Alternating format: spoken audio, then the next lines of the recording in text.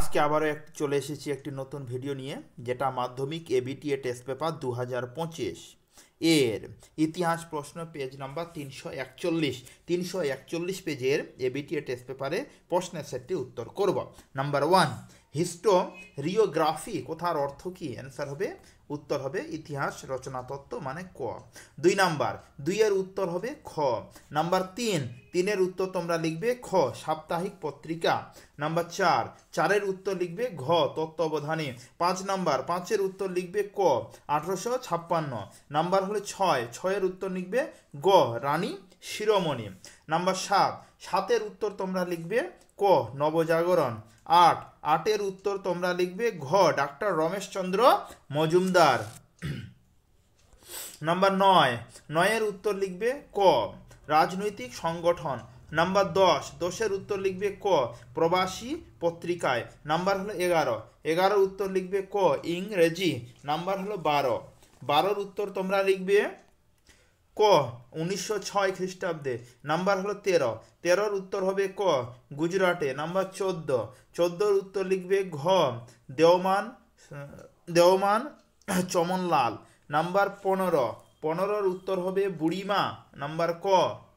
Number 16, 16 উত্তর হবে গ, রামেন্দ্র সুন্দর ত্রিবেদী। নাম্বার 17, 17 উত্তর হবে ক, উর্মিলা দেবী। নাম্বার 18, 18 উত্তর হবে গ, 1911। নাম্বার 19, 19 উত্তর হবে গ, বি আর আম্বেদকর। নাম্বার 20, 20 উত্তর হবে ক, গণভোটের মাধ্যমে। এবার আমরা প্রশ্নগুলো করব। 2.1.1, কাবুলিওয়ালা শিল্পকলা কোন ধারার সাথে যুক্ত? তাহলে দেখো প্রশ্নগুলোর উত্তর বলছি ইসলামী ধারা। এবার প্রশ্নগুলো আমি আমার টেস্ট পেপার থেকে বলছি আর উত্তরগুলো ভিডিওতে শো করাচ্ছি। তাহলে নাম্বার 2, 2 নাম্বার প্রশ্ন কি লেখা আছে? 2.1.2, গৌতম ভদ্র কোন ঘরানার ইতিহাসবিদ? অ্যান্সার হবে সাবঅল্টার্ড। তারপরে নাম্বার 3, লেখা আছে এ নেশন ইন মেকিং গ্রন্থের লেখক কে? অ্যান্সার হবে সুরেন্দ্রনাথ ব্যানার্জি। নাম্বার 4, লাহোর ষড়যন্ত্র মামলাতে ভগৎ সিং এর ফাঁসি হয়। অ্যান্সার হবে অক্ষয় কুমার দত্ত।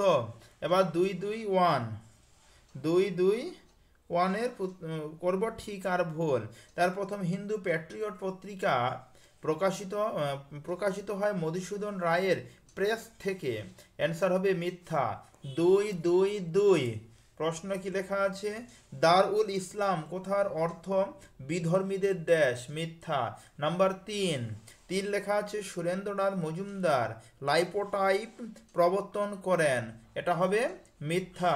নাম্বার 4, লাহোর ষড়যন্ত্র মামলাতে ভগৎ সিং এর ফাঁসি হয়। এটা হবে সত্য। এবার আমরা ক স্তম্ভ আর খ স্তম্ভ করব, মানে 2.3.1। তাহলে প্রথম প্রশ্ন আছে ভারতীয় গণনাট্য সংঘ। অ্যান্সার হবে 1943, মানে 4 নাম্বারটা। তোমরা বইটা খুললে সহজে বুঝতে পারবে আমি কোনটার কথা বলছি। এবার 2.3.2, এটার উত্তর হবে 1934। এবার 2.3.3, এটার উত্তর হবে পাখি সব করে রব। নাম্বার 2.3.4, এটার উত্তর হবে আজাদ হিন্দ ফৌজ। তারপরে হলো তারপর আমরা ব্যাখ্যা করব। তাহলে দেখো এখানে ব্যাখ্যা 2.5.1, ব্যাখ্যা প্রথম 3 নাম্বার উত্তরটা হবে। এবার 2.5.2, এটার ব্যাখ্যা 1 নাম্বার উত্তরটা হবে। এবার 2.5.3, এর ব্যাখ্যা 2 নাম্বার উত্তরটা হবে। এবার 2.5.4, এটার উত্তর তোমরা করবে ব্যাখ্যা নাম্বার 1। এবার আমরা বিভাগ গ 3.1 প্রশ্নের সমাধান করব। প্রশ্ন কি লেখা আছে? সামগ্রিক ইতিহাস বা টোটাল হিস্টোরি কি? অ্যান্সার, সামগ্রিক ইতিহাস বলতে এমন একটি ইতিহাসকে বোঝানো হয় যা একটি নির্দিষ্ট অঞ্চল, জাতি, সংস্কৃতি বা বিশ্বব্যাপী বিভিন্ন বিষয় এবং প্রভাবের সমন্বয়ে গঠিত। এটি ঐতিহাসিক ঘটনাবলীর ব্যাপক চিত্র তুলে ধরে, যেখানে অর্থনীতি, রাজনীতি, সংস্কৃতি, ধর্ম, সমাজ প্রভৃতি এবং বিজ্ঞান সহ বিভিন্ন ক্ষেত্র একত্রে বিবেচনা করা হয়। একে সামগ্রিক ইতিহাস বলে। এবার 3.2, তিনের 2 কি প্রশ্ন লেখা আছে? স্থানীয় ইতিহাসের গুরুত্ব কি? অ্যান্সার তিনের 2, স্থানীয় ইতিহাসের গুরুত্ব। নাম্বার 1, সমাজ সচেতনতা সৃষ্টি। স্থানীয় ইতিহাস মানুষকে তাদের আশেপাশে সামাজিক, রাজনৈতিক এবং অর্থনৈতিক পরিবেশগত সম্পর্কে সচেতন করে তোলে। নাম্বার 2, সাংস্কৃতিক ঐতিহ্যের সংরক্ষণ। লিখে নিবে তোমরা। নাম্বার 3, পরিচয়ের বৃদ্ধি। এবার আমরা 3 নাম্বার প্রশ্নের সমাধান করব। লেখা আছে, ঊনবিংশ শতাব্দীতে বাঙালি ভদ্রলোক বলতে কাদের বোঝানো হতো? অ্যান্সার, ঊনবিংশ শতাব্দীতে বাঙালি ভদ্রলোক বলতে সাধারণত বাংলার উচ্চ বর্ণের জমিদার, শিক্ষিত এবং ইংরেজি শিক্ষায় প্রভাবিত ব্যক্তিদের বোঝানো হতো, যারা ব্রিটিশ শাসনকালে সামাজিক ও অর্থনৈতিকভাবে প্রভাবশালী ছিলেন। এই ভদ্রলোক শ্রেণী ছিল একটি বিশেষ সামাজিক গোষ্ঠী। এবার আমরা 4 নম্বর প্রশ্নের সমাধান করব। 4 কি লেখা আছে? 4, কালীপ্রসন্ন সিংহের হুতুম পেঁচার নকশার জনপ্রিয়তার কারণ কি ছিল? অ্যান্সার নাম্বার 1, রাজনৈতিক ও সামাজিক ব্যঙ্গ। হুতুম পেঁচার নকশা তৎকালীন সমাজের বৈষম্য, দুর্নীতি, ব্রিটিশ শাসনের অযৌক্তিকতা এবং সমাজের উচ্চ বর্ণের কৃত্রিমতা নিয়ে ব্যঙ্গাত্মক উপস্থাপনা ছিল। নাম্বার 2, সাহসী ভাষা। এটি লিখিত হয়েছিল একটি সাহসী ও তীক্ষ্ণ ভাষায়, যা সেই সময়ে বিরল ছিল। নাম্বার 3, সাহিত্যের নতুন ধারা। হুতুম পেঁচার নকশা ছিল বাংলা সাহিত্যের ব্যঙ্গাত্মক রচনার এক নতুন ধারা। এবার আমরা 5 নম্বর প্রশ্নের সমাধান করব। 5 প্রশ্ন কি লেখা আছে? 1860 খ্রিস্টাব্দের নীল কমিশন কেন গঠিত হয়েছিল? অ্যান্সার, নীল বিদ্রোহ দমন করার জন্য ইংরেজ সরকার 1860 খ্রিস্টাব্দে নীল কমিশন গঠন করে। এই কমিশন স্বরাজ মিলে তদন্ত করে চাষিদের অভিযোগ যথার্থ বলে অভিমত দেয়। ফলে সরকারি নীল চাষের ওপর একটি আইন পাশ করেন। এতে 1860 সালে নীল বিদ্রোহের অবসান ঘটে। এবার 6 নম্বর প্রশ্নের সমাধান করব। 6 লেখা আছে, বিপ্লব কাকে বলে? অ্যান্সার, হিংসার মাধ্যমে প্রতিষ্ঠিত শাসন শ্রেণীকে হিংসার মাধ্যমে উৎখাত করে জনসাধারণের অধিকাংশের সমর্থনপুষ্ট কোন শ্রেণীর রাষ্ট্র ক্ষমতা দখল প্রতিনিধি সরকারকে বিধি বহির্ভূতভাবে সশস্ত্র উপায়ে পরিবর্তন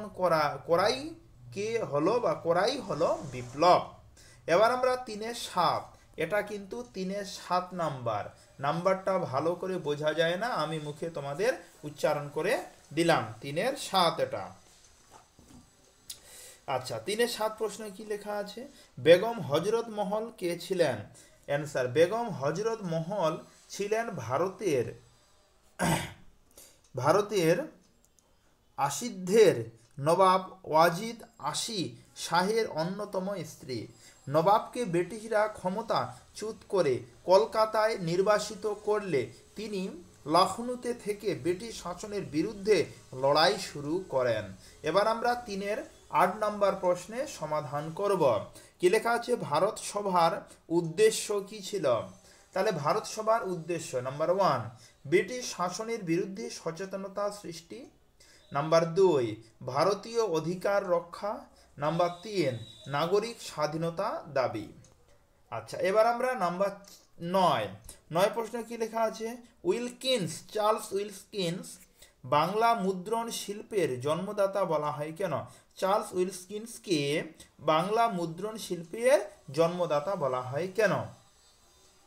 ফার্স্ট বলার কারণ, নাম্বার 1, প্রথম বাংলা হরফের নির্মাণ। 2 নম্বর, প্রথম বাংলা মুদ্রিত বই। 3 নম্বর, মুদ্রণ প্রক্রিয়ার সূচনা। এবার আমরা 10 নম্বর প্রশ্নের সমাধান করব। 10, রাধানাথ সিকদার কেন স্মরণীয়? অ্যান্সার, রাধানাথ সিকদার ছিলেন একজন প্রখ্যাত ভারতীয় গণিতবিদ এবং পরিমাপবিদ। যিনি বিশেষত ভারতের প্রথম ত্রিভুজমিতি কাজ করে এবং এভারেস্ট পর্বতের উচ্চতা পরিমাপ করতে গুরুত্বপূর্ণ ভূমিকা পালন করেন। এবার আমরা 3-11 নম্বর প্রশ্নের সমাধান করব। কি লেখা আছে? 1929 সালের শিল্প বিরোধী নিবারণ বিল এর উদ্দেশ্য কি ছিল? অ্যান্সার, উদ্দেশ্যগুলি হলো নাম্বার 1 চাল মিল মালিকদের শোষণ কমানো, নাম্বার 2 পয়েন্ট করে আমি একটু লিখেছি, তোমরাও লিখে নেবে। নাম্বার 2 শিল্পের মুনাফা ও বাজারের সুষম গঠন। নাম্বার 3 চাল উৎপাদনের মান নিয়ন্ত্রণ। এবার আমরা 12 নম্বর প্রশ্নের সমাধান করব। 3-12 কোন কোন ব্রিটিশ কমিউনিস্ট নেতা ভারতে বামপন্থীদের সাহায্য করেন? অ্যান্সার হবে হ্যারি পলিট, ইউরিল হাইডেন, গ্যানাভিল স্মিথ, অ্যাপটাউন। ক্লিয়ার? এবার 3-13 নম্বর প্রশ্নের সমাধান করব। 3-13 প্রশ্ন লেখা আছে